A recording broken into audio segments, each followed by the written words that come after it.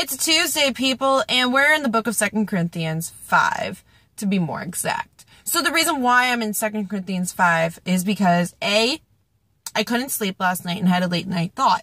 And the late night thought, completely lined up with the verse that I read. And it was really cool, and I was like, God, you're awesome. So, yeah, where we're going is 2 Corinthians 5:21. And the reason why we're going there is because it's the verse of the day for the Bible app. And for those of you who don't use the Bible app, I highly suggest it. It's really, really helpful, and it's nice because it has all the different translations, and it's cool. Another reason why is because it gives you a verse of the day every day. And so you can't just be lazy and be like, well, I don't have a verse of the day to read. Yes, you do if you have this app. I'm not trying to promote the app or anything like that. It's just like, it's helpful for those of you who are really busy in life and you just need, something to be like, you know what I mean? Like in your faith. Anyway, so where we're going is 5:21. So it says, God made him who had no sin to be sin for us, so that in him we might become the righteousness of God. So it made me think of 3 very important days in Christian culture.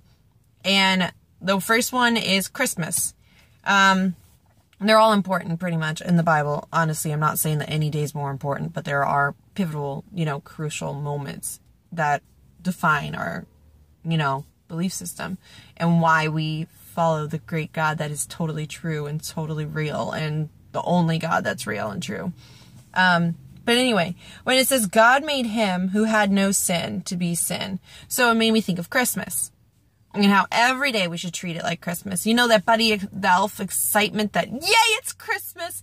We need to have that feeling every morning when we wake up. Sure, if you're not raise your hand if you're not a morning person. I mean, it's just a thing. If you don't like waking up and getting out of bed or anything like that, you need to have that excitement that, oh, it's Christmas every day. And that God gave his son every day to die for us. He gave him as a baby, wrapped in swaddling cloths, to become a man in his 30-somethings, to be crucified in front of everyone and everything, and then to go down into the grave 3 days, and then to come back up and rise victoriously in the resurrection Sunday. And it's amazing. So the 3 days that the other 2 days that I'm thinking about in the 3 days, is Easter. And Easter, we remember that he took all the weight of the world on his shoulders. All of our sin, all of our problems, all of our whatever it is there, he took it on his shoulders. He bore it on the cross, and he did it just for you and I to be sitting here today. And so that we can sit with him and praise with him for all eternity when we finally make it to heaven, our home. And then the 3rd day is Resurrection Sunday, which is amazing because you have to just think of how the disciples must have felt. They followed this guy to his grave. They followed him to the end, and most of them stayed righteous. Most of them did the work that God had called them to do, making fishers of men, going out and spreading the good news in the gospel, and everywhere else they went. They formed churches.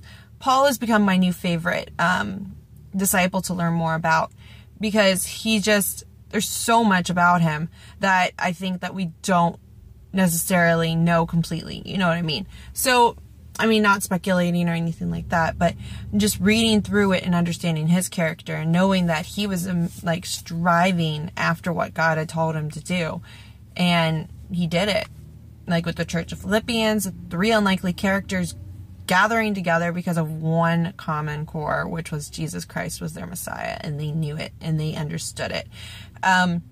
But beside the fact, we have to remember every day is Resurrection Sunday. Every day is Easter. Every day is Christmas. Sure, we're not going to receive that gift that we want every day for Christmas. It's not going to be like Groundhog's Day. It's not going to be the same Christmas Day over and over and over again. It's that feeling, that understanding, and that reverence of the fact that God sent his only son to be a baby, born of a virgin, and then to live his years and to perform miracles before man, for man to turn on him so quickly just because the Roman courts have all been screaming, crucify him. Everyone was screaming crucify him in the Roman courts. And that's why they did it. And then for him to stand on the cross, to completely go away from God, and for God to feel like he has forsaken him.